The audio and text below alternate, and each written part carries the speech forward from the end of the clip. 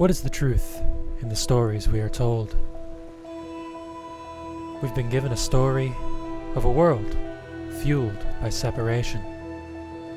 We've become separate from one another, separate from the earth, ultimately separate from the true nature of ourselves. It's time we learn the truth. It's time you rewrite your story. It's time to realign with who it is that you really are. This is the fifth dimension. You are infinite and eternal. We are infinite and eternal. Our natural essence, we could say, is simply being. We have this awakening coming together as a perfect storm. We're ready for this. We have the capacity inside. We just got to find that. Yay. All right, we're on the air. Everybody, welcome into the Fifth Dimension podcast. I'm joined by Jen Haddix, also known as the Self-Love Yogi. Jen, Yay. thank you for coming on the Hi. podcast. Absolutely. Oh, it's great to have you here. And I listened to your Self-Love Yogi podcast, and I love the all the content you put out. So it's a pleasure to connect with you on this format because we've been chatting on Instagram. Like I feel like I've been following your life on there. So great to finally have you here. I feel like it's a long time coming. Yeah, I agree.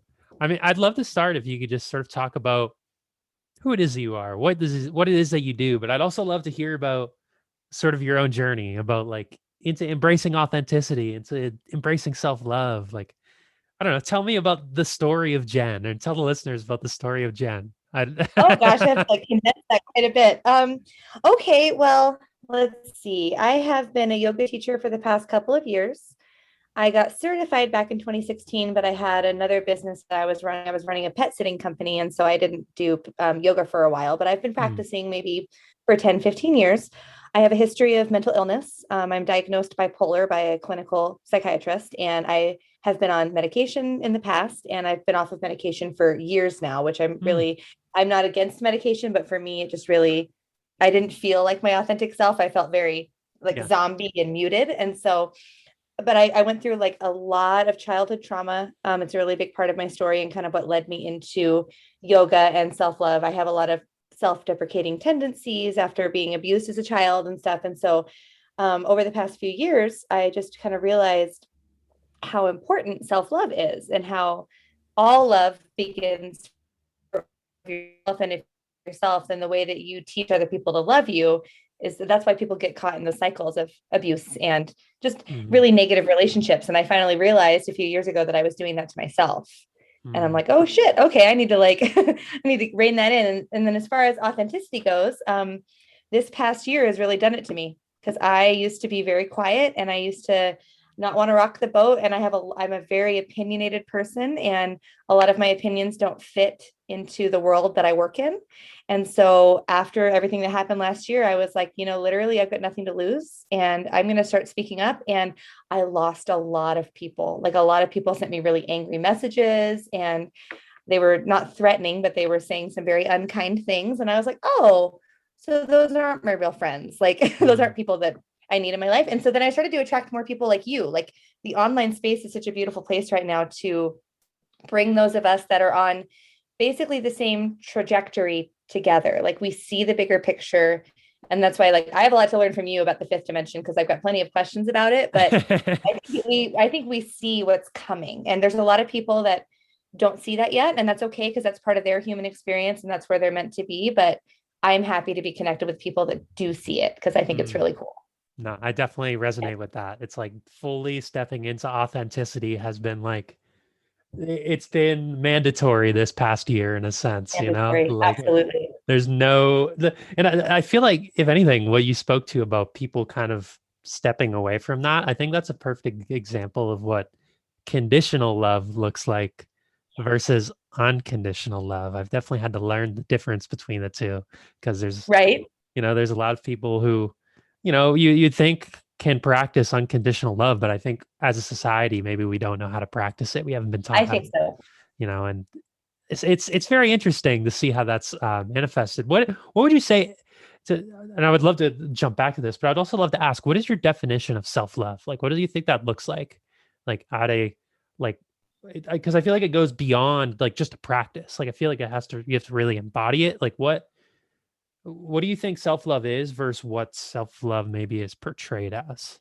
Sure. Okay. So I think authenticity actually goes really well into that because so self-love is often portrayed as like bubble baths and yoga Yeah. and I'm going to have a self-love day, and that's all totally self-love on the surface. That those are things that you can do to take care of yourself, but actual self-love is being, I believe, authentically who you are and loving yourself anyway. So Mhm. in our society we have a lot of like, well, I'll love myself when I lose 20 pounds, or I'll love myself when I have this job, or I'll love myself when I'm married, or like we've got all these things like we don't know how to practice unconditional love on ourselves. So as this is like what you were just saying, like people don't know how to do it to each other, but we also don't know how to do it to ourselves. So we think, well, once I have A, B, and C, then I'll be worthy of my own love. And Mm. it's actually backwards. So it goes the other way. So it's like when you realize you are worthy of your own love, the law of attraction will kick in and begin to bring the experiences that you are, worthy of now that you Yeah. know that you're actually worthy of them. So yeah. Right. I mean, I love one of the things I love about your podcast was that manifestation minute at the end. You like it? I love that. No, that was Oh, honestly like, I was like, this is such a great end to a podcast. Like, awesome. because they always put me in like, and what was funny is most of the time I was driving, so I couldn't actually close my That's what I eyes. always say. I'm like, yeah, you can't close your eyes, I'm but like, I can't actually like close my eyes, but I can like still feel and embody what you were saying. So it's like, yeah, I think that like the fact that we have to embody something first, like embody self-love, that's the key to actually bringing it in. Because like if you're putting it into the future, like the future in itself is just an illusion. You're just kind of pushing it away. You're never going to have it, and it's going to be a continual process. And it's exactly. crazy because even now I still catch myself, like I think we all have sort of blind spots in that regard, and it's like, Absolutely. oh, I'm still outsourcing that, or oh, I'm still avoiding that, and like unconsciously pushing this away or that away, and it's like it's a never ending journey. I feel like to uncover those blind spots. Absolutely. And the coolest thing is, though, is that now you're at a place where you've got the awareness to go, oh, I can actually see myself outsourcing that, as opposed to, I don't know where you were 10 years ago, but 10 years ago, I was not at this level of Oh, consciousness. definitely not. So, I used to think that things were happening to me, like the Yeah. world is happening to me. And I was very much a victim. And it's hard too, because the word victim really sends people, like into a defensive place. Yeah. And it's not meant to be that way. We all play the victim at some point, but then when you realize like you have the power to not be the victim and you're in control of that, it's really liberating. Yeah. Oh, definitely. Yeah. I was gonna say the idea of the victim is very much a triggering word. Like, Yes. and it's crazy because I very much, and I'm sure it sounds like we're on a similar journey in this regard.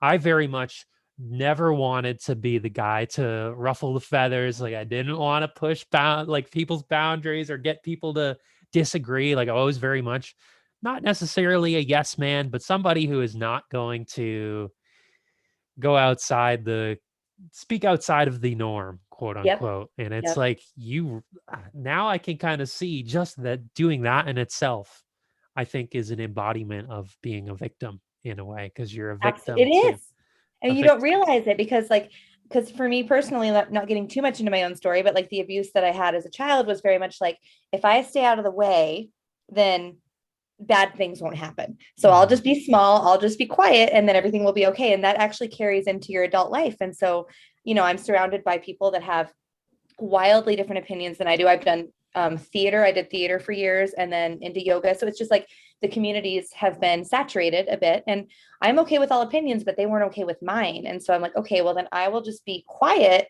and small, and then I won't ruffle feathers, and then everything will be okay. And then I realized I was actually like pushing away the experiences that are meant for me by doing Yeah. that. Yeah, Yeah. definitely. And you lose out on certain connections that you may have or Yep. teachings that you could bring other people, because I feel like we need to embrace the idea that everybody can be a teacher for us. Like even somebody you completely disagree with, or even if they're completely wrong, and like, if somebody says something that's factually wrong, you can learn about that perspective. You can learn about how other people see the world. Like there's something very beautiful and innocent just to listen, just to like Yep. say, okay, I see where you're at. I love And that's that. so great about your content is that the way that because I don't know if you've noticed, but I won't post. I'll post a bit about medical freedom on my Yeah. Self-Love Yogi page, but I'm a little bit, if you see my personal account, I'm just like, I post whatever I want. Yeah. Yeah. And you've got a really beautiful way of like posting in a loving way with a very strong opinion. It's hard to explain. Like you did one about consent. Oh, And yeah. it was really just the way you worded it was perfect. It was just like, it doesn't have to be angry. It doesn't have to be mean, but like, I stand by this very Yeah. like 100%. And, but you know, like you seem so open. And I think that makes you like a very good, I don't know. It's just a really good, it's what we need right now. I appreciate that. Yeah. I mean, I feel like I myself have always been very, like, it kind of comes into my nature where I don't get angry at things. Like, I've never really been an angry person. I've never Mm. really, um, like, it's very difficult to actually even, like, I used to take things a little personally, but it's very difficult for me to, like, get super offended or not see what other people are thinking and understand where other people are coming from. Like, the idea of, like, the first spiritual lesson I kind of ever really learned was the idea of like judgment and like letting go of judgment. Like that's something that like right away it was like, I don't need to judge people. Like this is just, it's just kind of silly to do so. Like, and I don't know why that was. So I guess that's, everybody has their own path, but like, Sure. so even now, like I don't know. I like I'll go post about the vaccines and health freedom Yeah. and like all that, but I try and do it in a very like, hey, what's going on? I hope you're having Yeah. a great day. Don't get the vaccine, you know, like just chilling, like chilling. Namaste and no thank you. Like you're just very, yeah. Yeah, so it's interesting because I mean I've still had to deal with in the private messages once in a while, Sure. especially early on before I like Early on. you know, because you're still kind of learning, and you know I think I still pushed a few boundaries here and there, and Yep. Yeah. maybe had my own blind spots I am placed onto other people once in a while, but it is Mhm. what it is. It happens. It's a learning experience. It's a learning. Well, and it's funny too, because I'm still a little bit in an angry place because last year did get me pretty angry. And so if you see on my personal account, I'm always, I post whatever. And you have actually got me to soften a little bit and realize that no matter what my opinions are, and I want to be, what's the word? Like fired up and passionate. Yeah. And I think anger is okay in some places. Like, I don't want to say anger is okay. It's not really a great feeling, but like it's not always productive or helpful. And so you've got a really great way, as far as ascension goes, you've kind of highlighted some of my blind spots. And I've thought about it a lot. Like whenever I get really like worked up, I think about you actually. Oh, and I'm like, oh, like I actually need to like soften that and maybe change my perspective and kind of, Well, if anything though, I think anger can be a good tool. Like yesterday I posted something about like the kids and vaccines, and like that actually like made me pissed. Like Yeah. like I saw that and I'm like, there's like rage inside even when I think about that, but it's like I'm like, I need to post something about this. And my way you can tell that I'm angry is I put a few words in all caps. Like that's my way of being angry. But like, it's like, if I put a word in all caps, it's like, okay, he's fired up. Business. Like, yeah. He's fired up. But that's so funny. But I think it could be a good tool. Like it's sort of about, everybody comes from, like has a different sort of emotional spectrum. You could say different emotional, like emotions that are triggered for certain events or certain ways just based on our conditioning. So it's good to like, I don't know, just the awareness of anger and just the awareness of like, if anything, sometimes I feel like I should be more angry or more assertive. But when I start thinking that is actually when it starts getting me in trouble and I start have people coming at me a little bit. Interesting. So it's like, if I try and be a little more angry, then it doesn't all.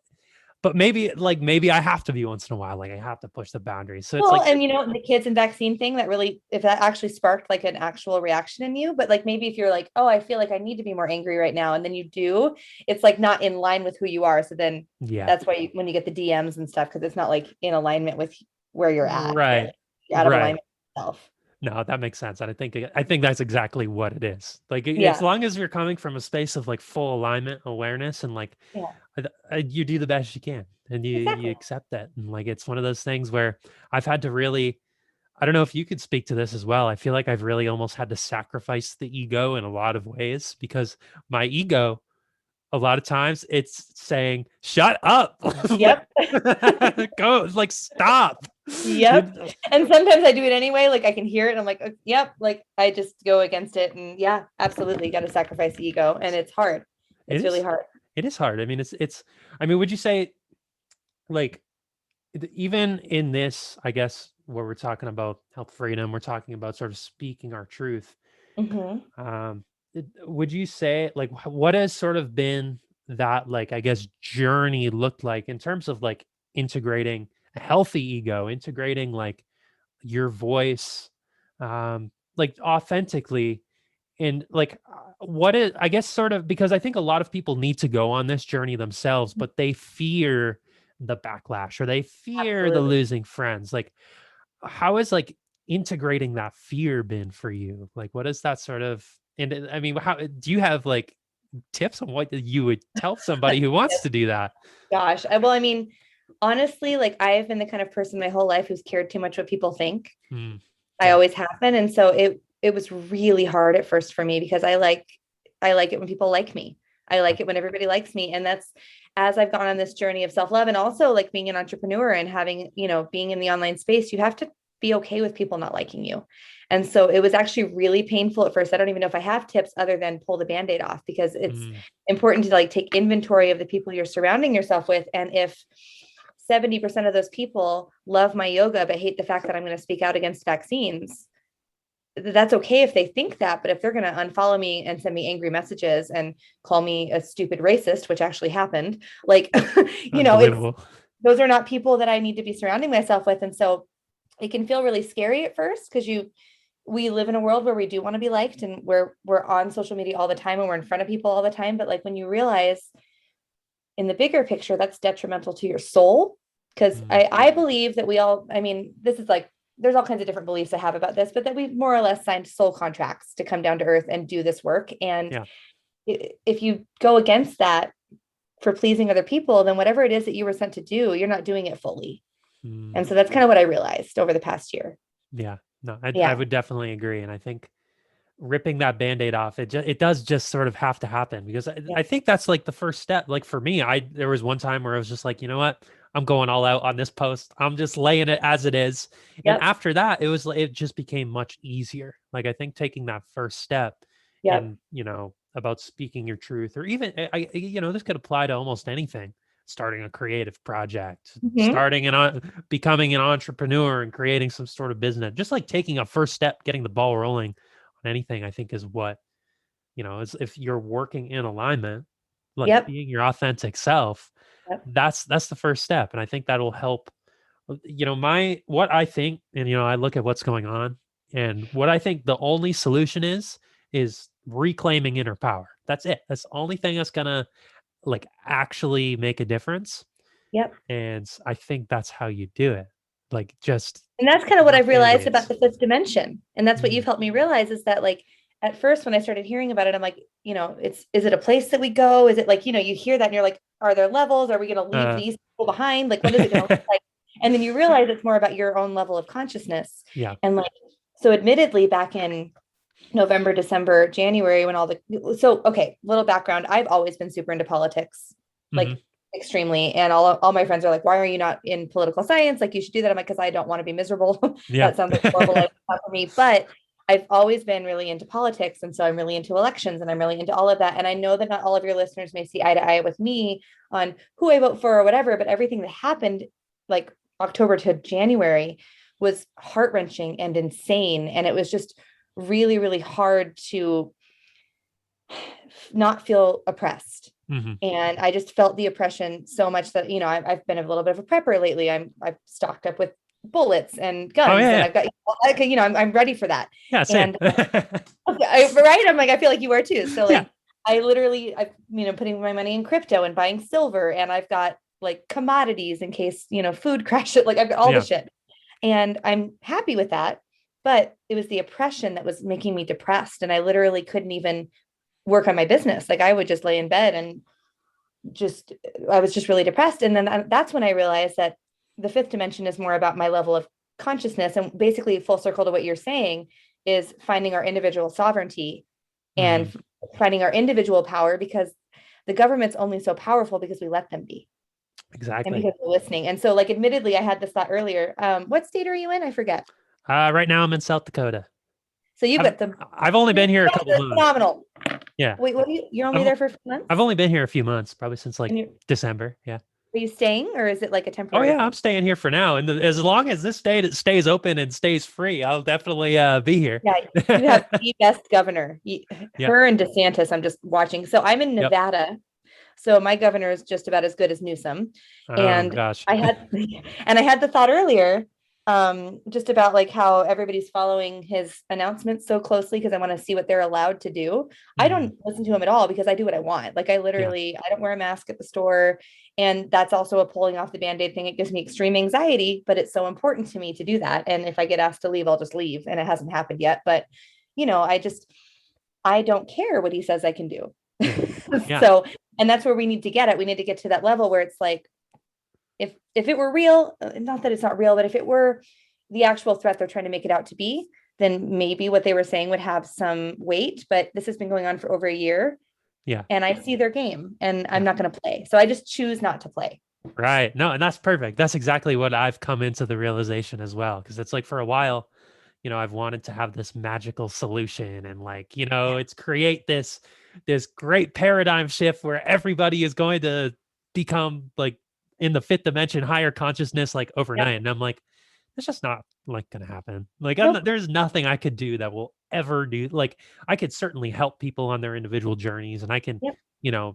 be there for people, hold space, but it's like, there's nothing I can do that will overnight make this shift. Or we can only like work on ourselves and create light in our communities, create light within the people we interact with and in our work that we're doing. And then, just trust and have faith that that's going to be enough because And that's exactly it. yeah, exactly. There's that trust and that surrender. And like it's a really big part of it. So you are doing your part by doing this podcast, right? Oh, but exactly. it's not going to be a magical solution. Unfortunately, we have to not even unfortunately, because I think it's happening the way it's supposed to. I would agree. And, I feel like before all times of transformation and light, there is always dark chaos. Like you have to sort of fully let go of the old ways of being and just, the collective has not done so yet. So Not at all. That's what on their way. And it's actually really exciting. If like when I finally shifted myself into looking forward to what's coming, imagine like you and I have had, transformations within ourselves and look at how great our lives are compared to where they were. Right. Imagine that on the collective scale. Oh, it's beautiful. It makes my heart like, and it's like one of those things we can't necessarily predict what the structures and the systems, how they're going to work, but you can sort of, you have this feeling, you have this knowing of what it could be, of what it can be, what it's supposed to be. Because, I think the next stage of evolution, and I've mentioned this a couple of times on my podcast with various people, but the next stage of evolution is in just consciousness. It's not a physical change. It's a spiritual elevation, essentially, which is beautiful. And, I think the being the fifth dimension, and I didn't even know this when I actually named the show, the fifth dimension. If anything, the fifth dimension was like, I was like, I like that idea. I'm attracted to that idea. Let me figure out a way to get there. And the show has helped me raise my own consciousness to a point where it's like, am I in the fifth dimension? Maybe. I don't know if I can put a label on it. I might be. But I feel like I slip in and out. I don't know if that makes any sense, but I feel like it's kind of like, yeah. I mean, it's one of those things where it's like you're content with just being, and you recognize that whatever happens at the collective level happens, and you don't have a control over that, but you're in this physical body, in this third dimensional physical world, but coming from a higher space of consciousness, connection to a greater reality, and knowing that it's there, you can really have fun in this sort of physical world, which is sort of a gift. It's definitely I think that's kind of the magic piece too. That's something I tell a lot of clients is that I try to look at Earth almost as if it's a game. Yeah. Like we're playing a game, or like, so we're here to have fun. We're here to explore. We're here to expand. We're here to mess up. And it almost makes all the heavy life things less heavy when you take the pressure off. And that's something that I like to look at the world that way. Right. No, and I think that makes sense. That's like the only way to really do it, because we can look at these macro events we're talking about, like the Great Reset and vaccines and all of these things that do deserve our attention, and like Yes. we should be, not to say they don't matter, but like if we let that consume us Yep. into our own state of fear, then that's like That's what exactly you want.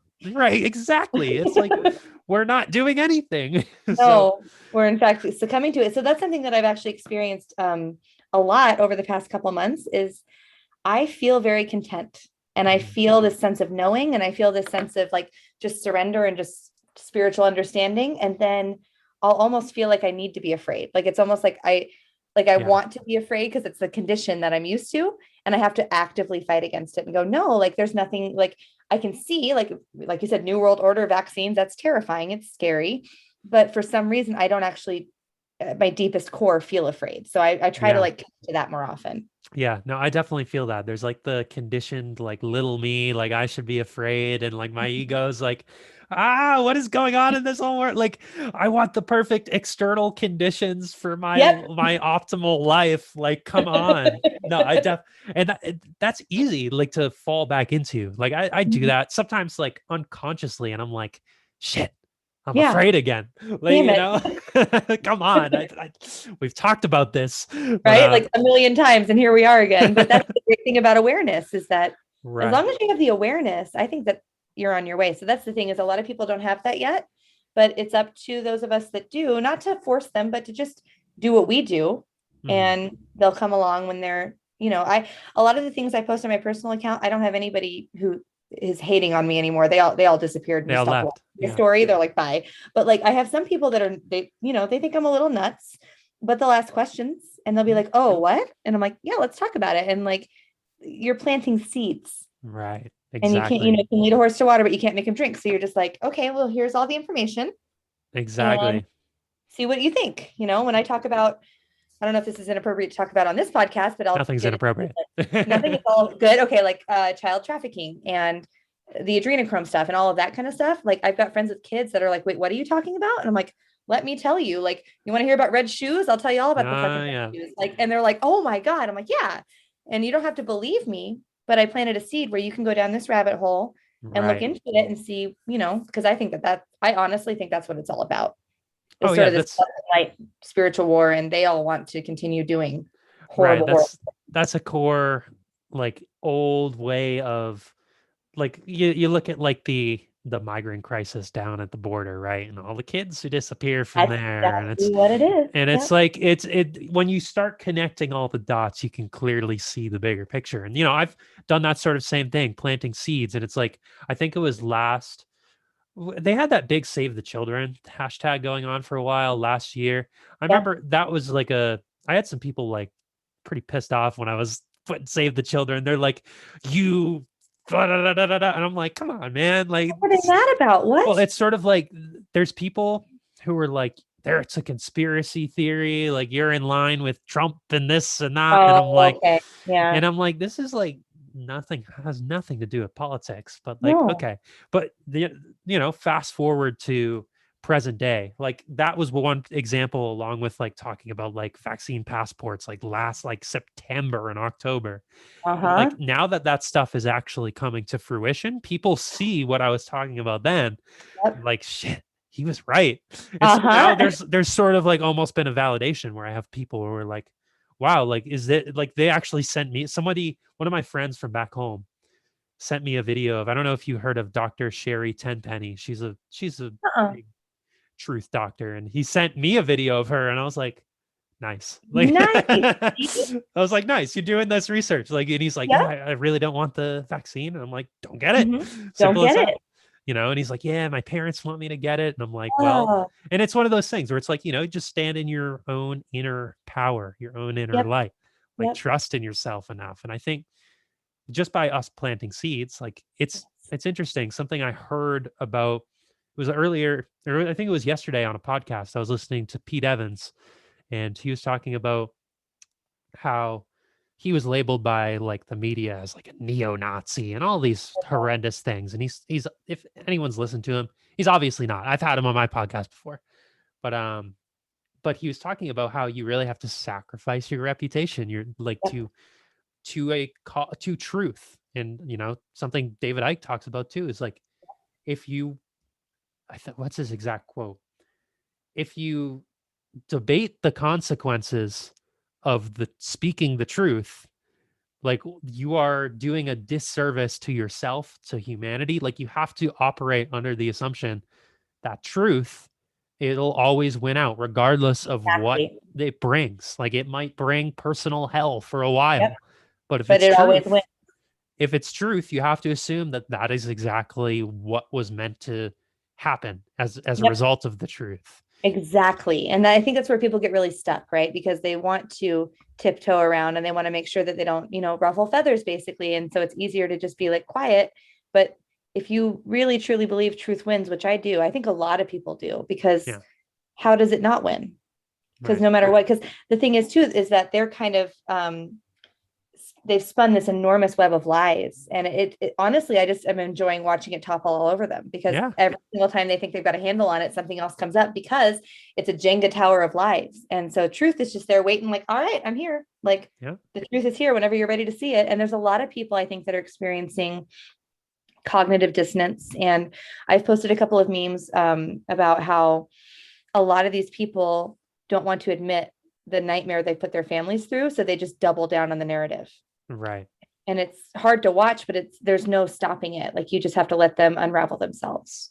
Right. Right. And I was talking with Alex Zek, who I know, I'm pretty sure you're familiar with Alec. Oh, I love him. Yeah. He's amazing. And I had him on my podcast and we talked about that exact thing where it's almost like people need to experience I mean, we all hope that, like, for example, the vaccine isn't going to cause injury and that it's not what we think it is. Like I sincerely I hope don't want that. it to be. That'd be horrible. Yeah. Right, exactly. But it's like, is that their karma where, we all have had our sort of wake up moments where it's like our house of cards shatters, our illusions shatter. Is that like what it's going to take to get people to to engage in this process, engage in this journey? And it's like, I hope people are safe. I hope that most of Yeah. the things that we talk about aren't gonna come to fruition. And it's like, well, what's gonna happen? How are people going to wake up out of their shells? Exactly. How are And this people? might be Yeah, it. Like you right. said, maybe this, and that sucks because I think about that. I'm like, a lot of my friends are going to get hurt. Yeah, yeah, A lot of people, a lot of my students are going to get hurt if it is what we think it is, which right, a lot of signs point to, yes, it is. Like right, it's not looking like it's not, you know what I mean? Like, and we're the ones right, getting censored. So I was talking to my dad about that yesterday. I'm like, we're the ones getting censored, which is why I think we're right.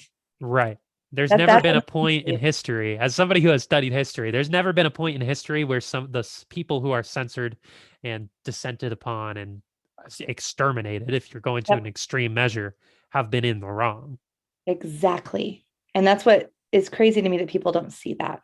Right. Well, it's interesting because, as when you go down this rabbit hole of truth, you realize how deep it goes and how deep the conditioning goes and how, like, I mean, there's still things that you and I both probably haven't uncovered and, like, maybe we'll never uncover because it's so deep that this illusion that we build as sort of what is reality, what is life, like most people don't even touch the surfaces of the deeper parts of themselves. So how are they going to understand the deeper parts of, that the government is lying or that so it's, if somebody isn't going to question themselves, they're never going to question their outside world. That's a really beautiful way to put it.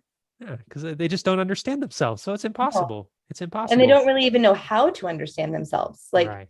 that journey is very so he'll never listen, but I'll call my brother out on this. Like gratefully enough, most of my family's on the same page as me. So Yeah. I feel for any of your listeners I that was gonna have say families. mine's not.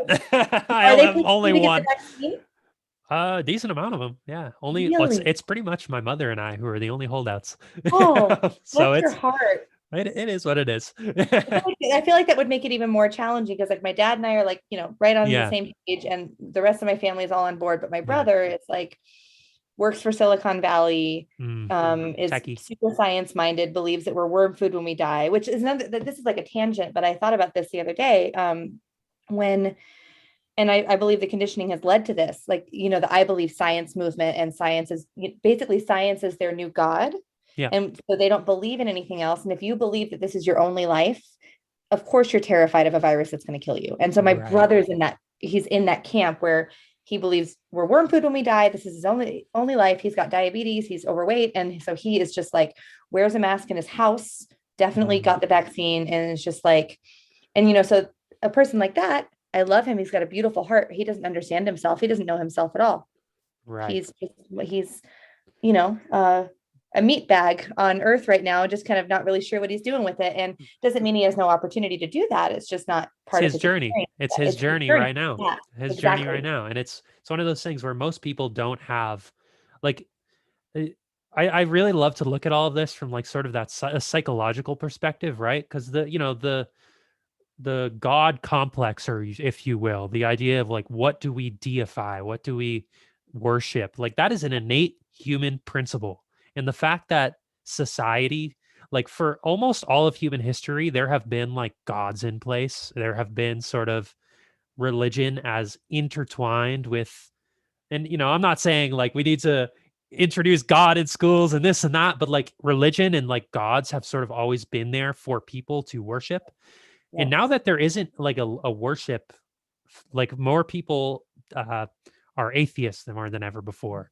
Like they worship the state, they worship the science, they worship the material, rational way of thinking, because that is what is indoctrinated. And that was by design. That was so they can get away with shit like this. Honestly, I believe that. Right, exactly. But I've noticed, early on, I asked myself, why is it that the spiritual community is all very awake to this? And when I asked that question, I actually didn't have an answer to it. Like that was something that I really had to explore. But I've really come to realize it's because we, like you and I, we have consciously constructed a power beyond the individual self. We feel a connection beyond our individual bodies. We feel a connection to spirit, to the universe. We sort of know that our nature is infinite and eternal. So when somebody tries to enforce something that just completely contradicts what we know in our heart to be true, it's very easy to point out. And I think that is why I think the spiritual community has been so on point with everything that's going on, and just realizing it. And so, I'm not saying that people need to go take up a religion or take up like, I don't think that's the answer. I think people just need to start looking beyond the scope of their own lens, you could say. Like, I agree. Like look to like, what is a higher power? What is a power beyond the individual self? What is something, if somebody doesn't know, you could always just say love. That transcends the self. Absolutely. Exactly. So it's, that feels like one solution that I come up. Like, I don't know how that could necessarily be implemented overnight per se, because it's a journey. Like you and I have been on this journey for how long?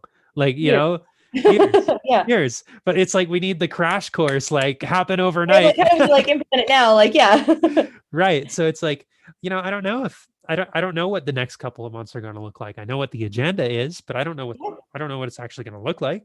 Like, I know. So I don't know. I personally, I feel like it's a wonderful time to be alive. I have to say that back and forth, but yes.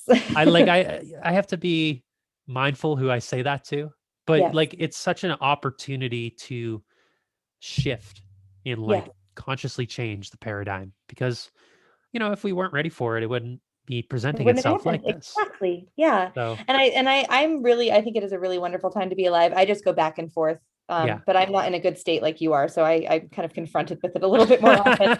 It can be very frustrating, but if anything, I think it's like one of those things though, when you look at it and you like, let's say, all right, I say it's a wonderful time to be alive. You can look at it as like, this is the most also challenging time to ever be alive. Like at the same time, like it's the most wonderful time because we have this opportunity to consciously shift the paradigm, get people to wake up, like reconstruct everything that has been holding us back. But at the same time, that system is really doubling down on itself. And it's we have a lightness and the dark both manifesting at the same time because they're one and the same. Yep. So, and that's kind of the bizarre thing to watch, is watching dark and light manifest at the same time. Right. Well, you can't have one without the other. I mean, light, but like it's just so parallel. Like it's really weird. Right. Well, I'm okay with it. I was gonna say it's the same side of the same coin. Like you're the different side of the same coin, because like you can't have like we can see so much of the darkness because there's so much light already Yeah. shining on it. So it's, I don't know. I've done a lot. One of the episodes I really liked on your podcast was talking about the inner child. And I don't know if you wanted to Oh, speak on the inner child, but okay. something I've really done a lot lately since the start of this year has been reconnect with the inner child and like it's been like what like would the little Evan do, like what is his needs, what is his. And it's interesting because if I look back to maybe when I first started doing it, when I would find him, he'd be very like, almost sad, hurt in ways, still like holding on to things. But the more I visited him, the happier he gets. Like the more Yeah. excited he is to see me. And I'm like, yes, like let's go. I mean, it's so loving and exciting. But I mean, do you want to speak about inner child work? Maybe how that could be a big like way to reconnect inwards, reconnect with sort of who it is we are. I mean, I think it's such a Yeah. powerful concept. Well, first, I'm curious, how do you connect with little Evan? What do you do? Well, the first way that I've ever done it was just through this guided meditation that I found on YouTube. And it talked about like going inward and really like seeing yourself as, 4, 5 years old, whatever sort of image comes to mind, and just allowing the inner child to show you around, explore, play. Like, what sort of adventure does the inner child want to go on, and just like, bring his, like, embody his spirit in a way, and just really like be there with him, see him, like, feel what he is feeling, and then just allow them to express themselves. And then, Yeah. throughout, like later on, if I want to like go out and do some play or like dance around or like just Yeah, do things that like I enjoyed doing as a younger child, like bring out that side of myself. Like, how can I be more playful in my everyday life? Like, sort of absolutely. bring out those qualities. And I don't know, the more that I've like consciously practiced that, I've noticed just my overall levels of joy have gone up, which is Yep. nice. So it's, And I was just curious how you do it because I've talked about it a little bit and there's different ways to do it. And so I thought your listeners might like to hear kind of oh yeah, connect and like, because I have like a really hard time imagining myself. okay. And so I almost I'm a have to, very imaginative thinker. are So you? like Okay. And yeah, I when I sit and visualize, I can see it, but I also like, for me, it helps to have like pictures of myself as a child. And mm, like sometimes that'll send on the waterworks, but that's like clearly what I need at that moment is to be able to like connect with little Jen, because that's, when abuse was happening. But I think the most important part about inner child work is that we don't realize how many of our learned behaviors as children are brought into our adult life. And so I don't know, have you ever read Jen Sincero? no, I haven't. She's the one who wrote You Are a Badass. I haven't heard that book. Oh, she's phenomenal. But it's funny that you've never heard of her because now she's like a huge deal. But she Okay. came and she started in her 40s and now she's like this 7-figure earner up Oh, with wow. Tony Robbins. Like she's like a big deal. But she talks about how a lot of the time it's like your inner child is driving the bus. And they don't really know how to drive, but they're just doing the best that they can because that's what they know how to do. And you're just kind of letting them do it because you don't realize that they're driving the bus. But then eventually when you start to connect to that and go, oh, like, for example, if you're in like an argument with somebody and you feel yourself just getting heated and defensive and just like not able to listen and all you can do is just defend yourself, chances are that's an inner child thing. And if you can stop and go, oh, okay, that's like little Jen just feels really defensive right now because she feels like A, B, and C is happening. And when you start to bring that awareness into everything, it literally it changes your life. I mean, it really, because that's again takes you out of the victimhood. Right. Because the child, like, honestly, like I think a lot of people they don't like it, but they don't realize that they are comfortable being the victim. Right. And I think that's why the COVID thing is so effective, because it is easier to be afraid of something. It is easier to be like, oh my God, please help me. And I don't know, I have no control over this. And I think that some of the people that are really asleep are a little bit like addicted to that and they don't realize it. Right. It kind Not of to make about that again. We can go back to no. self-love. I think it's spot on. There's like a very much, children in their nature are dependent upon their caregivers. Like you cannot, I mean, there is I heard something fascinating recently, like way back in the day, they did this study, which would be utterly inhumane, obviously, by the nature of it. But they had a set of babies in an orphanage, and half the babies they gave love and affection and nurturing to. The other half, they gave them the bare minimum. Like they gave them food, they gave them what they needed to survive, but nothing else. They just left them in the crib. And the babies who didn't get anything started dying, so they had to end the study. But Oh my God. it shows that we're like, I know it's a very inhumane study. It was from like the 50s. That's how they Of got course, away with yeah, but it. wow. But like, I think it goes to show how dependent children are for guidance, Yes. for love, for nurture. It's very much it's in our nature from the youngest age to be taken care of in a lot of ways. And because we don't have in our society, like, let's say something that in the hunter gatherer tribes and early indigenous tribes, they had like, what do you call it?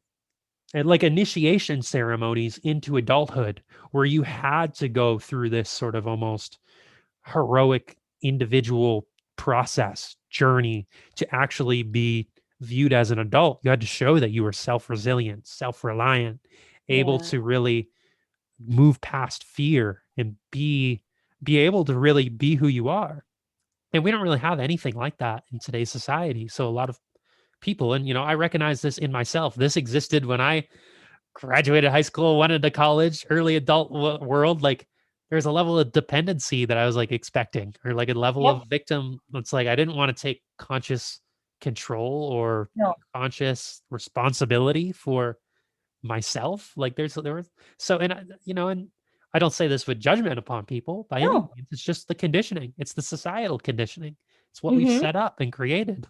People are too comfortable in a way, Yes.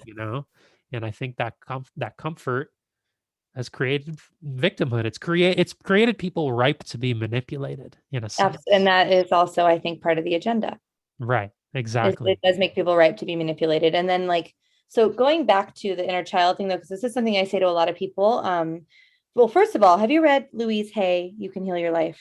I know of Louise Hay. I have not read Okay, the book though. I recommend it to anybody who has like, I have mama trauma is what I like to call it, or anybody who has like parent trauma, because I think we all have a little bit of it, but what people don't realize is that our parents are processing trauma from their parents and their Right. parents, so everything that happens to us as kids is kind of handed down, and our parents did the best they could. But when we continue to be victims and we continue to not nourish our inner child or give them what they need, it is so easy to just blame it on our parents as we grow up. And one of the most liberating things I ever went through was realizing that my parents are humans and they're Right. just dealing with their own shit. And so if anybody is struggling with that that's listening to this, I highly recommend doing some work on how you feel about your parents and forgiving, because my mom passed away. It's been like 14 years now of a drug overdose. And so I had to do the work forgiving her after she was dead, which was honestly harder. And so I feel Mm. like if anybody is in a place where they're really feeling angry at their parents, try to reconcile that and try to just know that they are very human and they are dealing with generations of pain. And as like anybody who is a light being of any kind, who's awake and aware to this, like we have the ability to break the cycle. Right. We literally can be cycle breakers. And so like I could have continued to be a victim and had kids and like passed it on to my children and, basically continue what my mom was doing, or I can do the work that I'm doing and help break the cycle. And so that's just kind of something I wanted to interject about that, because I think it's really Right. important. No, and I've been on that sort of similar path, if you will, because it's interesting when I started recognizing certain patterns within myself, I actually would learn something that, you know, family members did, like grandparents did this. And I'm like, wow, that really emulates what I want to do to other people, like right now. Like, holy smokes. So it's like I recognize the behaviors that, just get passed down through the generations, because, they aren't perfect. My father actually passed away. What day is it? Oh, 6 years to the day tomorrow. oh, So wow. so Okay. but I've had to do that same exact kind of work in a way. But it's, if anything, the connection is still very much like alive. Like I'm a big believer. You can receive guidance. You can connect with the spirit of your ancestors. And I've definitely had connections in deep meditative states, dream, like lots of interesting synchronicities. I guess I won't go too deep into that right now, but like I've been able to really heal that connection in any sort of, because there's a lot of almost unconscious trauma, unconscious blockages and things and resentments that we hold against parents, or cycles that we'll hold on to. And it's like we Absolutely. need to learn, gain the awareness of them, and then just let them go, like Mhm. heal them, like give it the space, say, I choose to heal you. I choose to forgive you. I choose Exactly. to love. Giving Like it the just space. giving it space. Literally giving it space to like air itself out, and yeah, choosing to love and choosing again. That's the other thing too, is like we can always choose again.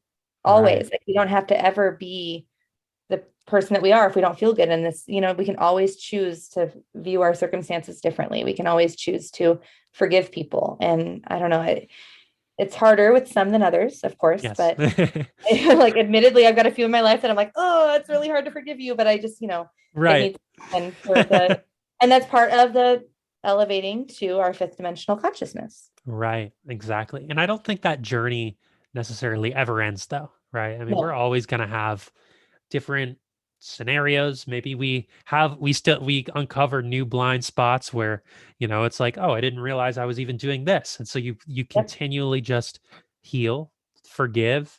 And forgiveness, this is a concept that I think is important too. I don't think forgiveness is even for the other person necessarily. It's just for yourself. Like, because it's like being angry or being resentful, you're just poisoning your own well. Yep. Like, Absolutely. That is 100% correct. Absolutely. so it's, forgiveness, I think it's almost, you need to have selfish motivations to Yep. have truly forgive oneself for something, what someone else did, maybe what we did, because we're not Yep. perfect. There's everything happened the way it's supposed to because it happened the way it did, and Yes. now we have the opportunity to learn, grow. We did all we did in the past with the belief systems we had Yep. in the best way that we could. So, it doesn't make everything right No. necessarily, but I don't know. We can learn, we can grow, we can be better. And I think that's just the, I feel like that's what being here is all about. Like I being here agree. on this earth at this time, healing, All growing, of that. learning. I don't Yep. know. That's why it's a beautiful time to be alive. I agree. Because it's always a beautiful time to be alive. It is, but right now, like I don't know, we got to be here right now during all Yes. of this. It's actually kind of phenomenal. Right, right. I mean, I hold like I always one intention I like to really set, and I don't know if this is something you've done. It's like I always try and imagine what is the highest possible like ideal of like my own being. And that Mhm. can be me in 10 years, or that could be me just later today. What feeling do I want to like embody for the highest possible ideal?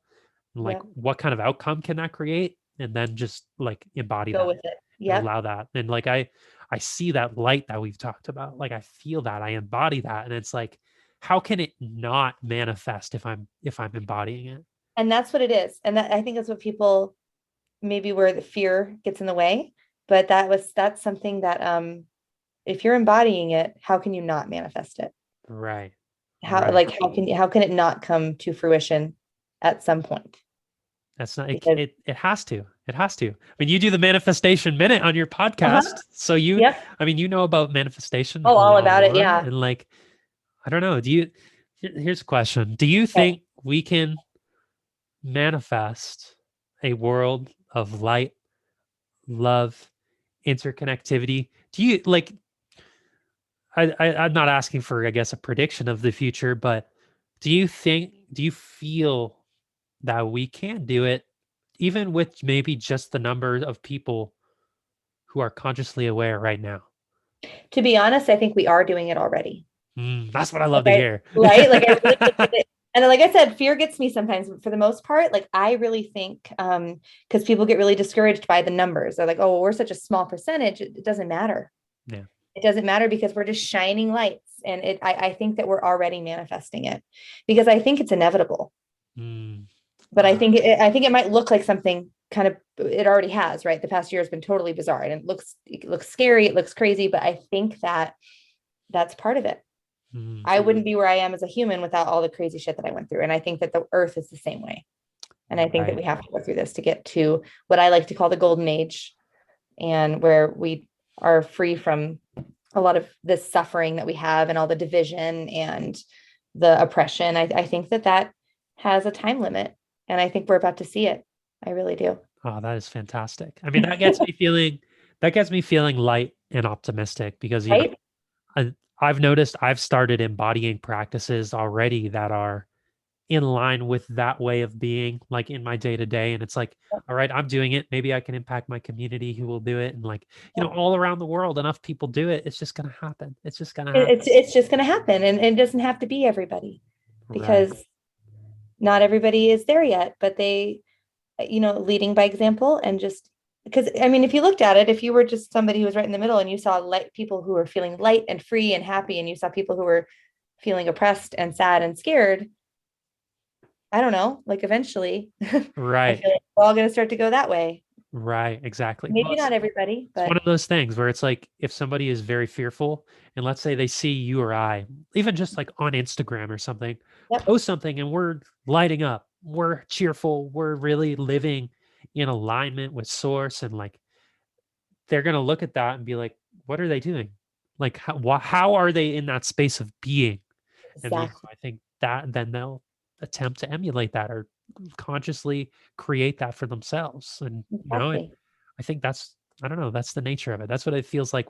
I loved your answer, because I definitely resonate with it. Like I'm like, yes, I feel it too. It's coming. Feel it too. A lot of us do. And that's the thing, is that a lot of us do. I've got a friend who lives in Canada who should be a little bit more like, oh yeah, they're having it rough over there, but he is just so sure. He is just like, this is happening. I'm not even worried. Like, he is just, so whenever I feel worried, I message him. I'm like, hey, tell me how you're feeling. And he kind of like keeps me up. And so I feel like the other thing too, for anybody who's listening who has a hard time, like keeping that vibration that we just created with that answer, try to surround yourself with people who feel the same way. It does not mean that you're in an echo chamber. It does not mean that you're sticking your head in the sand. I think it's quite the opposite. I think you're lining yourself up with the vibration of the world you want to live in. Right. No, definitely. And finding your tribe. Definitely. Yep.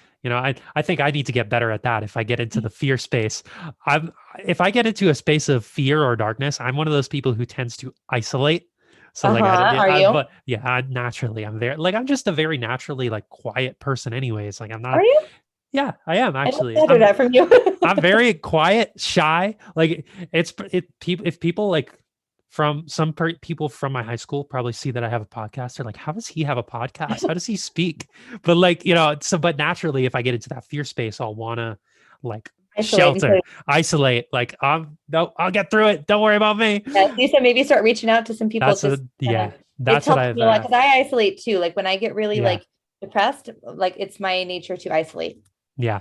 And just be like, I'm just going to like push everybody away, and then it makes it worse. And so I've learned, okay, I've got some trusted people I know, and I know where their vibration's at. And I know that they can kind of talk me out of it a little bit and help me get a little bit closer to where I need to be so that I can function and help keep up. So I think that's part of the work, is doing all the things we need to do, meditating every day and all that kind of stuff, but also surrounding ourselves with our people. And so I meant to ask you earlier, what is your sign? I'm curious. Oh, I'm a Capricorn.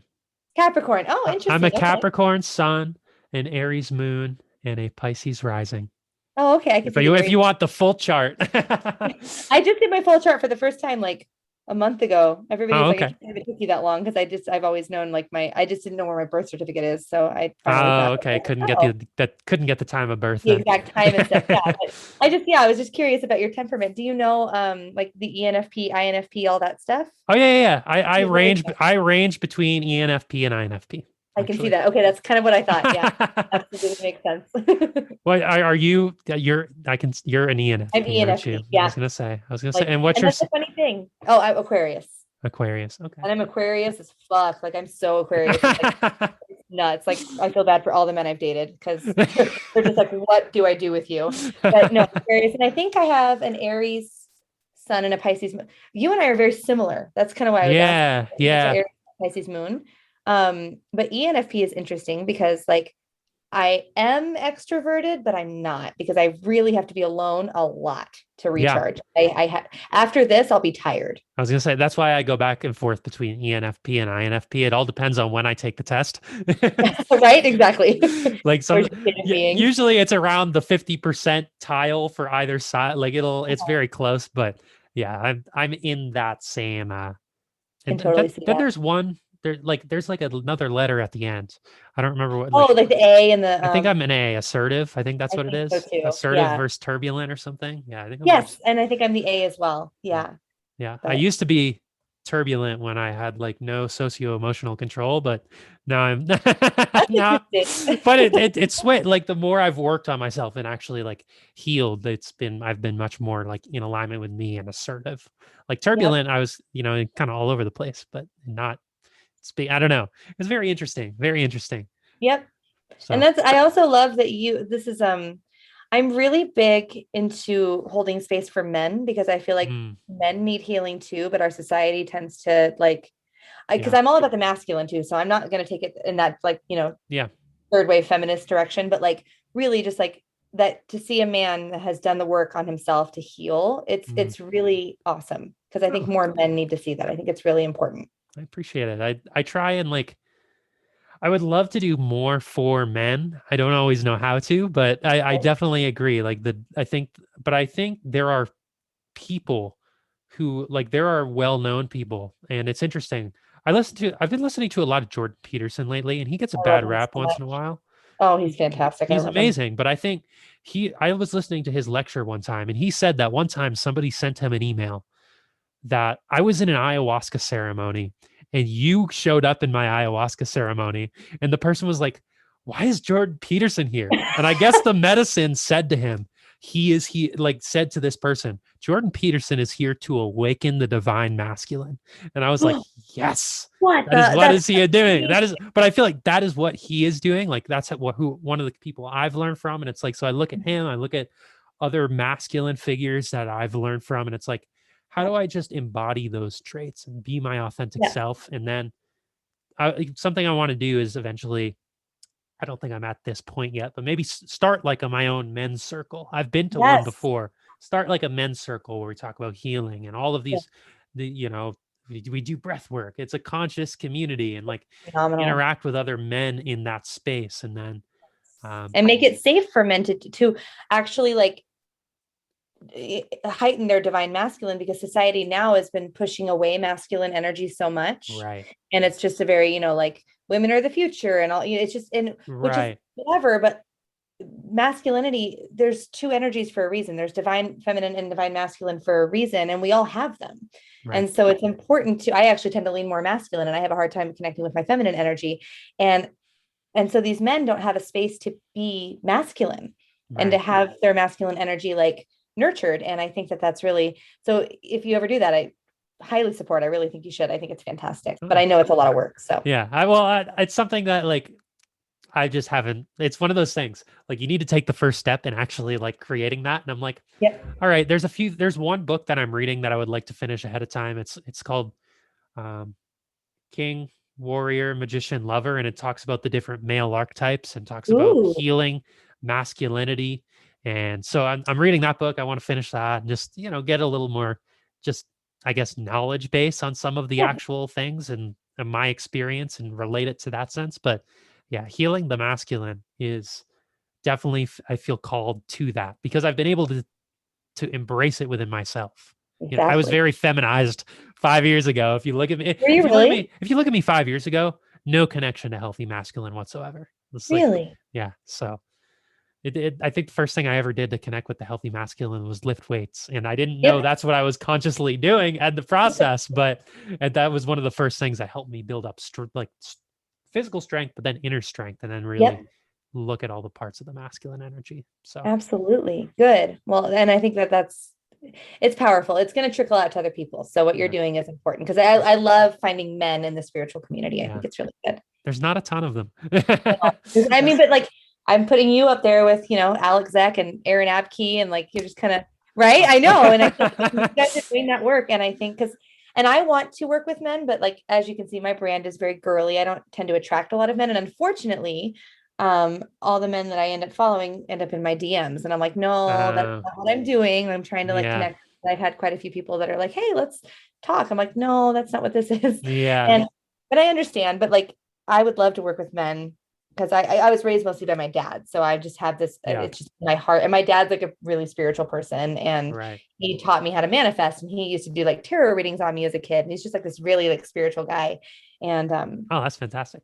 yeah, it's so I'm so grateful for that because a lot of people also are kind of, they feel, I don't know what the word is, averse to our work because if they've been raised in a super religious household, tarot cards can be scary. The word spirit can be scary. Like I've known people that think that essential oils are the devil, like that kind of stuff. And it's like, I feel for them because that's where religion and God are different. It's just conditioning. It's just conditioning. And you've just been, because I actually recently, with everything going on, started to open my heart to whatever Jesus means to me, which it does not mean anything like it means in the church. I just wanted to kind of see, like, I feel like whatever's happening right now, God needs to be present. Yeah. And I've always been super averse to Jesus because my mom was really into church, and that's where she like fell and got into drugs. And so I've always been like really weird about Jesus, and also like the dogma that comes with organized religion. And so this year I started to kind of like open my heart to that. And it was interesting because I'm like, okay, he can fit in here with Buddha and spirit and the universe. And he can be with all of it. Like he can come in and he's welcome in my heart with all the other stuff. And that's what a lot of people don't get to have because they've been taught that that's the only way. Right. And I don't know. I'm in a very similar position to you. Yeah, I feel that. Really? Like, how so? Well, the idea of like, I've always been very, like, I was conditioned in a way, not to spite religion, but like very like, if someone wanted to like bring me to a church, I was like, no, I'm not going. Like I had this like almost like stigma against any sort of like religion, against practicing religion. But this is before I had any sort of spiritual connection. I was always very inquisitive, but once I sort of opened my heart and mind to the idea of, just what is the actual teachings of religion? I realize a lot of them are all the same. And like Jesus is just the archetypal figure of unconditional love. Exactly. And that is what he is. And it's like, how could I not open my heart to that? Unconditional love, like seriously. Right. Exactly. So I've had that very similar like journey in almost an acceptance of, it's like, I have a Bible, but I have the Tao. I have all these different like these texts, the Bhagavad Gita. That's one of my favorites. And like, so I love it. Yeah, exactly. And the Bible can go in there with it. But then when I hear like, if you don't accept Jesus, you go to hell. That doesn't make any sense to me. I'm like, I can't. And if anybody thinks that, that's okay. You're welcome to think that. I just think that this whole thing is going to come back to exactly what you said. It doesn't have to be a religion. It's love. That's it. That's all. Whatever understanding it is, just knowing that there's something bigger than you, whatever that is. And usually it's going to do because it's just a vibration of, I think we're all just naming the vibration of love something so we understand it. Yeah. Really Exactly. Exactly. No, that's literally perfect. It's just our symbols, our language, they're all different. And it's how but what we are embodying, it's all the same. It's all the same. Exactly. That's amazing. Yeah. Well, so Jen, we're at about an hour. This like really flew by quickly. It totally did. Like I feel like if I didn't have to like actually go, I would probably just say, let's just keep chatting and make this a 2 to 3 hour podcast. But I know we're both busy. So where can listeners go to find you? Where do you want to send them? If you have anything that you want to like promote, like feel free. Thank you. This is your time to do so. Where do you want to send the listeners? Well, I like everybody to come to my Instagram because that's kind of where I hang out and I get to like connect with people and chat with people. So I'm at the selflove.yogi. You can probably find me if you go into Evan's follow list. I'm on there. And then I have my website. I've got a link tree, so it's got all my stuff. I have like an online yoga video library that I'm currently working on a 14-day challenge that I'm going to launch. That is a really good way to get yourself into a daily habit of doing yoga. Obviously, we didn't get to talk about that too much on here, but if you're interested in yoga or any sort of like self-love practice that is exercise based, which is a really good way to get yourself in if you're kind of new. I teach anything from really gentle yin yoga to really intense vinyasa yoga. I have guided meditations.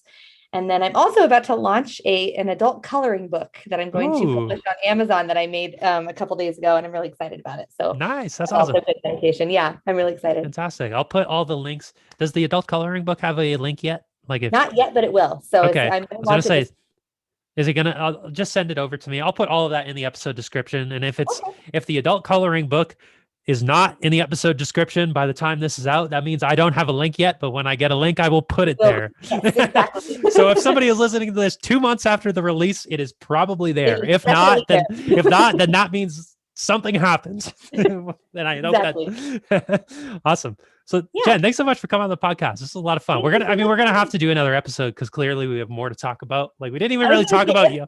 We didn't even talk about yoga, and you're a yogi. Like I know. But you know what? Everything we talked about is embodying yoga. So I feel like it kind of is in line, but I would love to do another one with you because this has been really fun. Yes, this is awesome. And I would love to come on I'm self-inviting to myself to your podcast. Oh yes, too. I want you to, please. So as soon as we're done with this one, we're going to bring you on mine and you can come on mine. And please invite yourself. Whenever you want to do that, let me know. And I am happy to come on. So absolutely. Awesome. All right. That's going to wrap up the episode. I'm going to press the stop recording button. See you later, everybody.